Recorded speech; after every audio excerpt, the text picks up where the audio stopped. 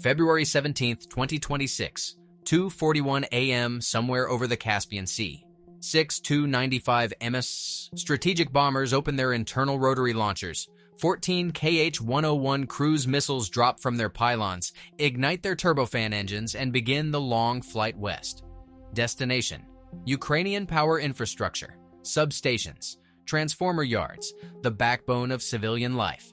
Russia has launched these strikes before, dozens of times. The flight profile is rehearsed. Low altitude, terrain masking. Programmed waypoints designed to thread the gaps between known Ukrainian air defense batteries. But tonight, something is different. Tonight, 2 Ukrainian F-16AM fighters are already airborne, engines at military power, flying low over the dark fields of western Ukraine, waiting. And the Russians have no idea. I'm your host at Ukraine Signal, where we analyze the battles that change wars. Today, we're breaking down one of the most significant air combat events of 2026, the first confirmed shootdown of Russian cruise missiles by Ukrainian F-16s using AIM-120 AMRAAM radar-guided missiles. A 7-minute engagement over Vinnytsia Oblast that forced Moscow to rethink its entire standoff missile strategy. Because when a $40 million fighter jet designed in the 1970s meets a $1 billion cruise missile salvo planned by Russian generals, and the fighter wins, that's not luck. That's doctrine. That's integration. That's the future of Ukrainian air defense. Let's break it down. To understand why this intercept mattered, you need to understand what Ukraine was facing in early 2026. Since October 2022, Russia had launched more than 1,200 cruise missiles at Ukrainian infrastructure. The KH-101, manufactured at the Raduga Design Bureau, became the weapon of choice for these campaigns. Each missile costs between $13 and $15 million.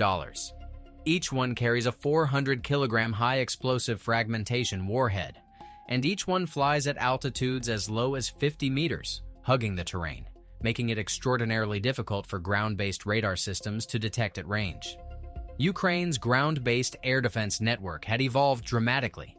Patriot PAC-3 batteries, NASAMS launchers, IRIS-T systems, and upgraded Soviet-era S-300PS units formed a layered defense. But every system had the same limitation: radar horizon. A cruise missile flying at 50 meters altitude is invisible to a radar station until it's roughly 25 to 30 kilometers away. At KH-101 cruise speed of 700 kilometers per hour, that gives a ground-based battery less than 2 minutes to detect, track, lock, and fire. For a Patriot system, that's tight but manageable. For older systems, it's often too late. The solution had always been obvious: fighter aircraft. An F-16 flying at 7,000 meters altitude can detect a low-flying cruise missile at 80 to 100 kilometers. That triples the engagement window. It transforms a desperate last-second shot into a calculated, controlled intercept. But Ukraine didn't receive its first F-16s until mid-2024. Training took months. Integration took longer. The first operational sorties focused on air defense suppression and familiarization. By late 2025, the 40th Tactical Aviation Brigade had a small but growing fleet of F-16AM Block 20 MLU aircraft, upgraded Dutch and Danish airframes equipped with APG-66V2 radar, and the ability to carry AIM-120C5 AMRAAM missiles. The question wasn't whether the F-16 could shoot down a cruise missile. Technically, it could. The AMRAAM has a published engagement envelope against low-altitude targets. The question was whether Ukraine could build the command and control architecture to make it work in combat. Which weapon would have been more effective that night? F-16s with AMRAAMs, Patriot batteries, or a combination of both? Drop your answer in the comments below. That architecture was called Project Trident, and it had been in development since September 2025. Project Trident was a joint effort between Ukrainian Air Force Command, NATO technical advisors, and a small team of Ukrainian software engineers. The goal was deceptively simple: connect NATO Standard Link 16 tactical data links on the F-16s with Ukrainian ground-based radar networks that still operated on Soviet-era data formats. The problem was interoperability. Ukrainian early warning radars, upgraded versions of the 36D6 and Kolchuga-M passive systems, generated tracking data in formats incompatible with Link 16. The data had to be translated in real time, coordinates converted, track identifiers assigned, threat prioritization calculated, all of it flowing from a ground station to a cockpit display at the speed of combat. By January 2026, Project Trident had completed 3 successful test exercises. In each case, ground radar stations detected simulated low-altitude targets and transmitted targeting data to airborne F-16s within 14 seconds. The pilots could see the targets on their radar displays before their own aircraft radar had acquired them. 14 seconds. In air combat, that's an eternity of advantage. On February 15th, Ukrainian military intelligence, the GUR, received signals intelligence indicating a large-scale missile strike was being prepared. 295 MS bombers had been observed at Engels 2 Air Base near Saratov. Fuel trucks were active. Weapons loading operations were underway. The pattern was unmistakable. Ukrainian Air Force Command made the call. 2 F-16AMs from the 40th Brigade would deploy to a forward operating strip in western Ukraine, a section of highway that had been reinforced and equipped with minimal ground support. The pilots were selected specifically for this mission. Call sign Phantom, call sign Kozak. Both had completed advanced air-to-air training, including specialized profiles against cruise missile targets. The aircraft launched at 11:40 p.m. on February 16th. They flew west at low altitude, below 300 meters, using terrain following techniques to stay beneath the detection threshold of any Russian surveillance assets. No radar emissions, no radio transmissions beyond encrypted burst communications. They reached their patrol orbit at 12:15 a.m. on February 17th and began flying racetrack patterns at 500 meters altitude waiting for the call. They didn't wait long.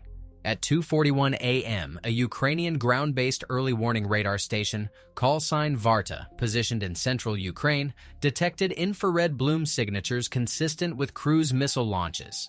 The radar operators cross-referenced with satellite intelligence data. Confirmation came within 90 seconds. Multiple KH-101 launches. Origin point, airspace over the Caspian Sea. Estimated time to Ukrainian border, approximately 75 minutes.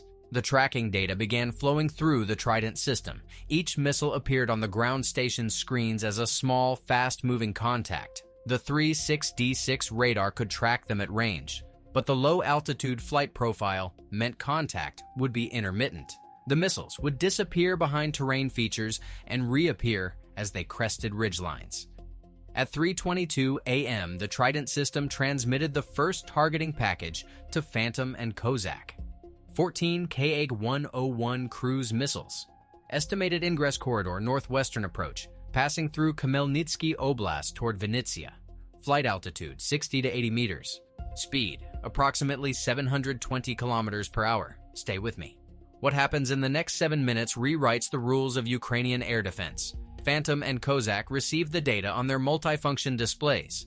The missiles appeared as yellow tracks, targets being fed by the ground network but not yet acquired by the F-16's own radar. The pilots had trained for this exact scenario. They knew the AMRAAM's engagement parameters against low-altitude cruise-sized targets.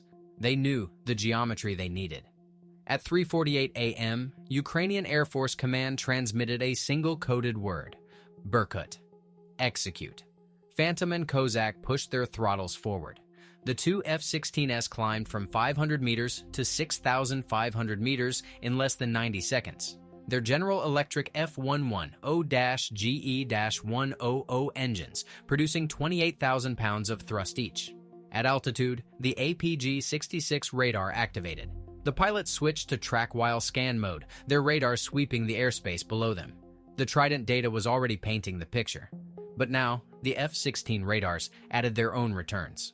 At 6,500 meters altitude looking down, the APG-66 could detect a KH-101-sized target at approximately 45 kilometers in look-down mode. Not as far as the ground stations could see, but more than enough for AMRAAM engagement. Phantom's radar locked the first target at 3:51 a.m. range, 38 kilometers. The KH-101 was flying at 65 meters altitude, following a river valley northwest of Vinnytsia. On the radar display, it was a small, steady return, moving fast, flying straight, following its programmed waypoints with no evasive maneuvering. Cruise missiles don't maneuver. They don't have threat warning receivers. They don't deploy countermeasures. They fly their profile and trust speed and low altitude to protect them. Against a ground-based radar with a 25-kilometer detection window, that strategy works. Against an F-16 looking down from 6,500 meters with a 38-kilometer lock, it doesn't. Phantom selected AIM-120C5 AMRAAM. The missile seeker was slave to the radar track. The HUD showed all the parameters: range closing, aspect angle, missile time of flight, everything in the green. Fox 3. Phantom's voice was calm. The AMRAAM dropped from the left wingtip rail, its rocket motor igniting instantly. The missile accelerated to Mach 4, covering the distance to the target in approximately 28 seconds. For the first 20 seconds, the AMRAAM flew on inertial guidance, following the targeting solution uploaded at launch. In the final phase, the missile's own active radar seeker activated, acquiring the KH-101 autonomously. Impact, 3:52 a.m. The KH-101 disintegrated at 65 meters altitude over a wheat field, 40 kilometers northwest of Vinnytsia, fragments scattered across a 200-meter radius. The 400-kilogram warhead detonated on impact with the ground, creating a crater but hitting nothing of value. 1 down, 13 to go. Kozak engaged his first target 22 seconds later, a second KH-101, flying a parallel track 8 kilometers south of the first. Same altitude, same speed, same vulnerability. Fox 3. The AMRAAM tracked clean, impact at 3:53 a.m. Another fireball in the darkness. Now the geometry became critical. The KH-101s were spread across a corridor roughly 30 kilometers wide. Phantom and Kozak were operating as a pair, but they couldn't cover the entire corridor simultaneously. The Trident system was feeding them priority targets, the missiles calculated to be heading toward the highest value infrastructure targets. Phantom banked hard right, pulling 6 Gs to reposition for a shot on a third missile tracking toward the Ladysmith Thermal Power Station. At this point, the APG-66 was tracking 4 separate KH-101 contacts. The radar's track-while scan mode could maintain up to 10 tracks simultaneously, but the pilot had to prioritize. The third AMRAAM launched at 3:54 a.m. This shot was at longer range, 42 kilometers. The geometry was less favorable, with the missile on a crossing angle. The AMRAAM's flight time was longer, 34 seconds, but the result was the same. The KH-101's radar cross-section, roughly 0.1 square meters, was small but consistent. The AMRAAM seeker acquired it at 6 kilometers and guided to intercept.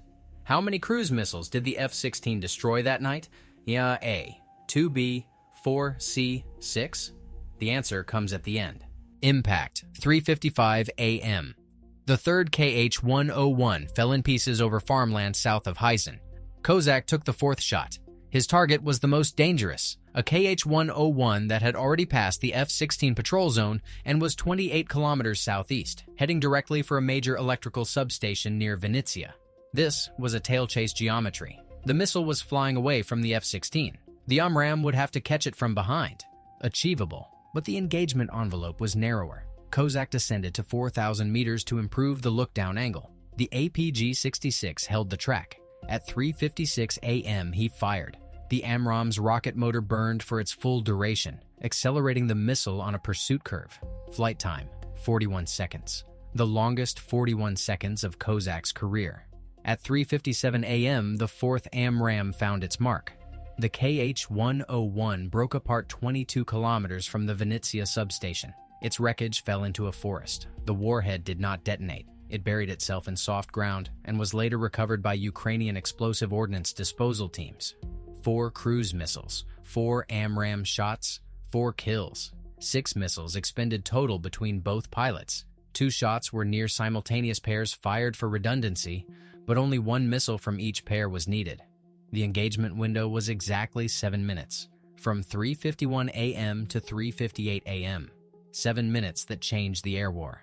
Subscribe to Ukraine Signal if you want to understand how modern warfare actually works. Because this story is about more than missiles. It's about systems, integration, doctrine. But the night wasn't over. 10 KH-101s remained in the air. The F-16s had expended their AMRAAM loadout. Each aircraft carried 4 AMRAAMs for this mission, a light loadout prioritizing fuel endurance over weapons capacity. With their primary armament gone, Phantom and Kozak descended back to low altitude and turned west toward their recovery base. The remaining 10 cruise missiles continued toward their targets, but they were flying into a gauntlet that Ukraine had spent 2 years building. At 4:03 a.m., the first KH-101 entered the engagement zone of a Patriot PAC-3 battery positioned 35 kilometers west of Vinnytsia. The AN/MPQ-65 radar acquired the target at 28 kilometers. The battery commander authorized engagement. 2 PAC-3 MSE interceptors launched in rapid sequence.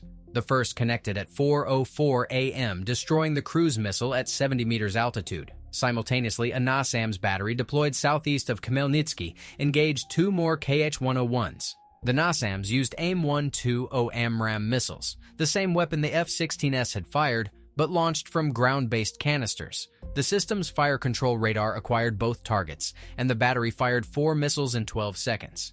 Both KH-101s were destroyed. Between 4:03 a.m. and 4:18 a.m., the layered air defense network engaged the remaining 10 cruise missiles. Patriot batteries accounted for 3 kills. NASAMS batteries accounted for 3 more. An IRIS-T SLM system near Zhmarinka claimed 1.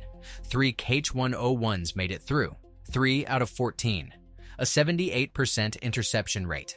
The 3 missiles that penetrated struck a transformer substation near Khmelnytsky, a railway junction south of Vinnytsia, and an industrial facility near Ternopil. The damage was significant but not catastrophic. Emergency repair crews were pre-positioned. Ukraine had learned to prepare for these strikes.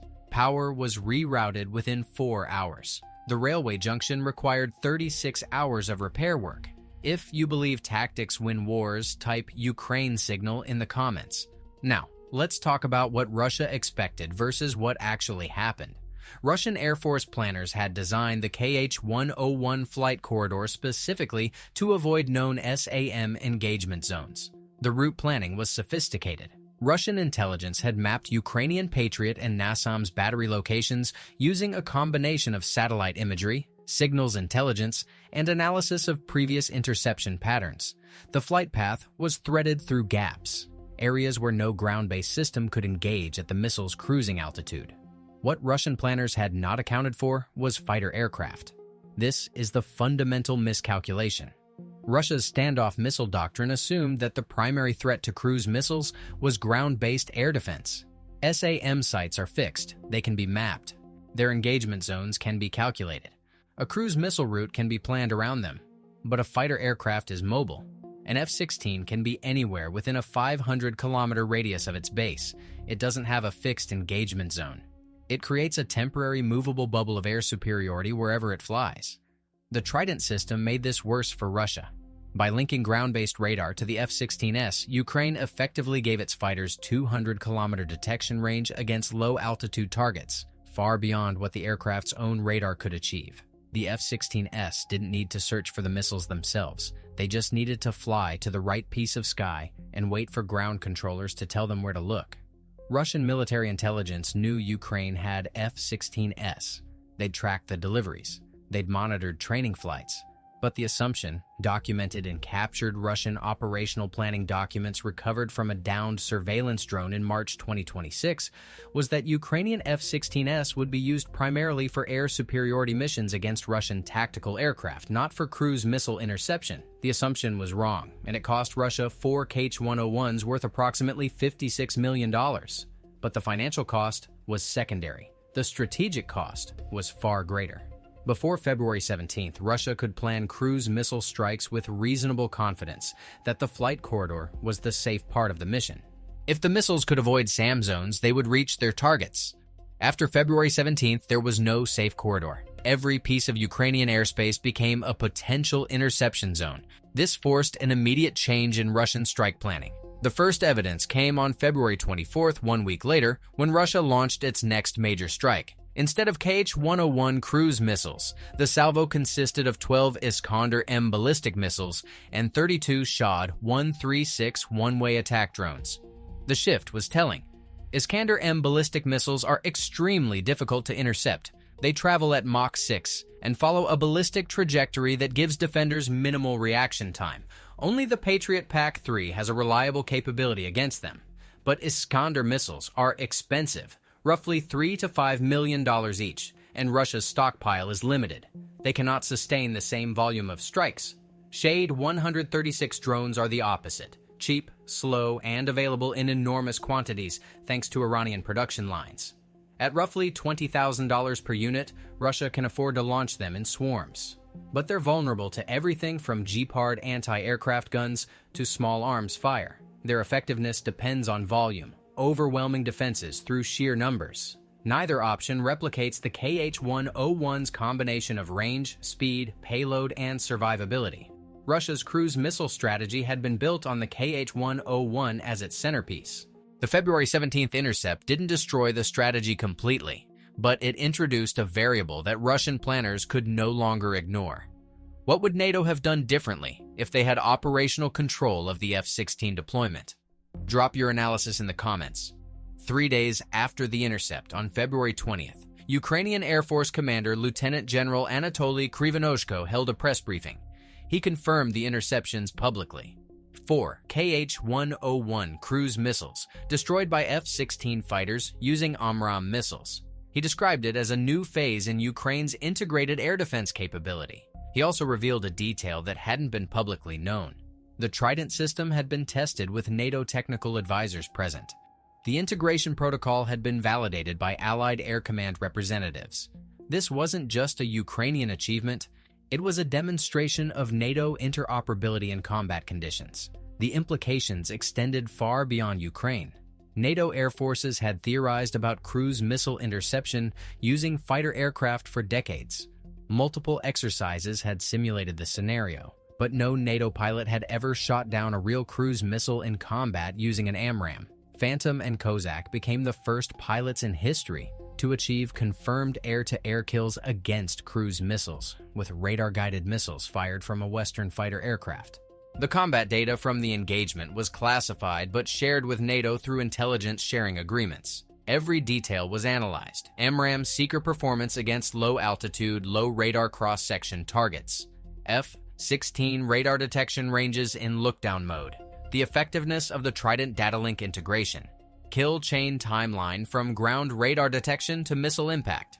For NATO air forces planning to defend against potential Russian cruise missile attacks on European targets, this data was invaluable. The scenario Ukraine faced, low-flying KH-101s crossing hundreds of kilometers of territory, is the same scenario NATO would face if Russia ever launched strikes against Poland, the Baltic states, or other alliance members. Ukraine, fighting for its survival, had generated combat-proven data that NATO couldn't have obtained any other way.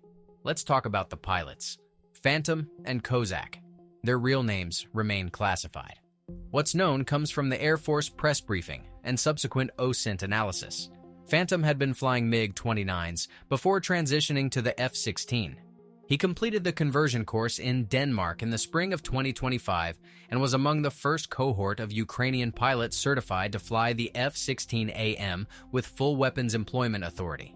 His total flight time on F-16S before the February 17th mission was approximately 280 hours. Not a lot by Western standards, but extraordinary given the compressed training timeline. Kozak had a different background. Former Su-27 pilot with the Ukrainian Air Force's Air Superiority Squadron. He had combat experience from early 2022, having flown air defense missions during the first months of the full-scale invasion in his flanker before transitioning to the F-16 program. His conversion training took place in Romania, part of the European-led training coalition. Both pilots had trained specifically for the cruise missile interception mission. This wasn't an improvised engagement. It was the culmination of months of planning, simulation, and rehearsal. They had flown the profile dozens of times in simulators and in live training exercises against drone targets. The 7-minute engagement demanded skills that go beyond flying. Target prioritization, deciding which missile to shoot first based on threat to high-value targets. Weapons management, knowing exactly how many AMRAAMs remained and allocating them across multiple targets. Situational awareness, maintaining spatial orientation at night in a dynamic environment with multiple contacts on the display. And discipline, the discipline to fly at 500 meters altitude in darkness, engines throttled back, no radar emissions for nearly 4 hours before the engagement. Waiting. trusting the ground controllers, trusting the system. Phantom later told a classified debrief, portions of which were summarized in the Air Force's internal newsletter, that the hardest part wasn't the shooting. It was the waiting. Sitting in the cockpit, knowing that Russian missiles were coming, not knowing exactly when, not knowing if the Trident system would deliver the data in time. When the targeting data appeared on his display, he said, "The training took over. Muscle memory. Procedures rehearsed 100 times. The engagement itself felt automatic." That's what good training does. It removes hesitation, real tactics, real consequences. Ukraine signal. Let's zoom out to the strategic picture. The February 17th intercept occurred against a backdrop of intensifying Russian strikes on Ukrainian infrastructure. The winter of 2025 to 2026 had seen some of the heaviest bombardment since the war began.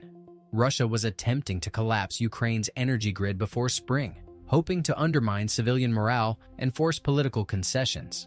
The scale was staggering.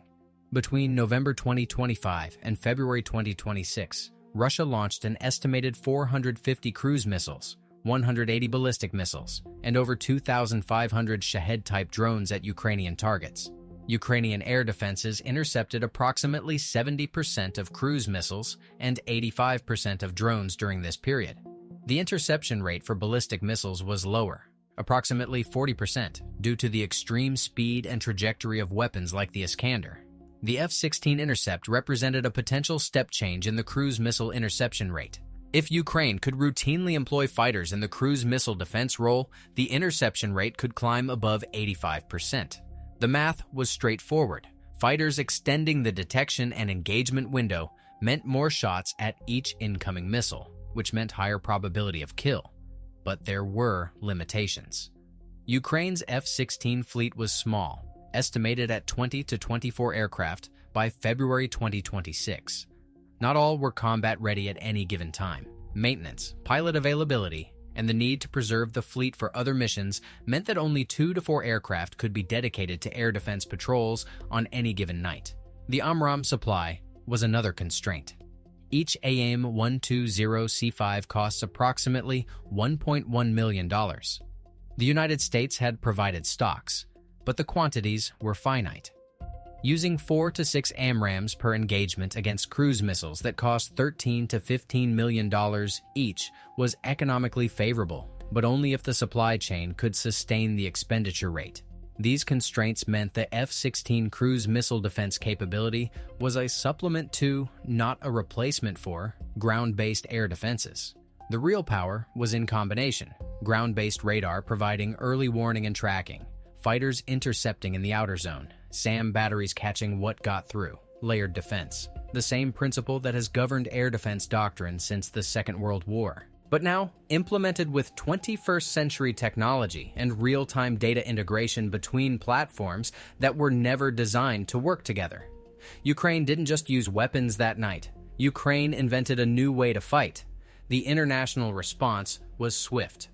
On February 22nd, the Danish Minister of Defense announced an additional allocation of AIM-120 missiles specifically to support Ukraine's air-to-air missile defense capability. The Netherlands followed on February 25th with a commitment to accelerate delivery of F-16 spare parts and additional radar components. The United States was more circumspect publicly, but took action behind the scenes. According to reporting from multiple defense outlets in early March, the U.S. Air Force dispatched a technical team to review the Trident system architecture and assess whether additional American radar systems, specifically the AN/TPS-80G/ATOR, could be integrated into the network to provide additional coverage. The message was clear. The February 17th intercept wasn't just a Ukrainian victory. It was proof of concept for a NATO-compatible air defense integration model that could be replicated across the alliance. Now, the answer to the earlier question: how many cruise missiles did the F-16 destroy that night? The answer is B, 4. 4 Kh-101 cruise missiles, confirmed by Ukrainian Air Force Command and corroborated by satellite imagery showing debris fields at 4 separate locations in Vinnytsia and Khmelnytsky oblasts. 6 AIM-120 AMRAAM missiles were fired total, with 2 launches being redundancy pairs. All 4 primary shots achieved direct hits. So, what are the lessons? First, integration matters more than platforms. The F-16 is not the world's most advanced fighter. The APG-66 radar is a 1980s design. The AIM-120C5 is a proven but not cutting-edge missile. What made the intercept successful was the Trident system connecting these platforms to ground-based sensors in real time. Without Trident, the F-16 pilots would have had to search for cruise missiles with their own radar, a far more difficult task with a much lower probability of success. Second, mobility defeats mapping. Russia's cruise missile route planning was based on avoiding known fixed SAM positions. The F-16s introduced a mobile element that couldn't be mapped or avoided. This is a lesson that applies far beyond Ukraine. Any adversary relying on cruise missiles to penetrate defended airspace must now account for fighter intercept as a variable. Third, training and doctrine are force multipliers. Phantom and Kozak succeeded because they had rehearsed the mission extensively. The engagement was not improvised. Every step, the low-altitude transit to the patrol zone, the climb to engagement altitude on command, the rapid-fire engagement sequence was planned and practiced. Good equipment in the hands of well-trained pilots following sound doctrine produces results. Fourth, the economic equation favors the defender in this scenario. 4. KH-101s destroyed at $13 to $15 million each equals $52 to $60 million in Russian losses. 6 AMRAAM missiles at $1.1 million each, plus the operational costs of 2 F-16 sorties equals roughly $8 to $10 million. A 6-to-1 cost exchange ratio in favor of Ukraine. Fifth, and perhaps most importantly, Ukraine demonstrated that a nation under sustained aerial bombardment can innovate its way to better defense. Not by waiting for the perfect weapon system, but by connecting existing systems in new ways. By writing new software, by training pilots for new missions, by building doctrine from combat experience rather than peacetime theory. Was the decision to deploy only 2 F-16 the right choice, or should Ukraine have committed more aircraft? Could Russia have protected its cruise missiles with escort jammers or decoy drones? What would you have done differently as the Ukrainian Air Force commander? These are the questions that military academies will study for years. And these are the questions we explore every week at Ukraine Signal. Real tactics, real consequences. Subscribe to Ukraine Signal. Because we break down the battles that textbooks will study for decades. The fields northwest of Vinnytsia are quiet now. Farmers have already plowed over the craters. The debris has been collected by military forensics teams, cataloged, analyzed, and shipped to research facilities where engineers study Russian missile construction for weaknesses. But the data from that night lives on. In NATO planning documents, in Ukrainian Air Force training manuals, in the code of the Trident system, which continues to be refined with every new engagement. 4 missiles, 7 minutes, 2 pilots, and a warning to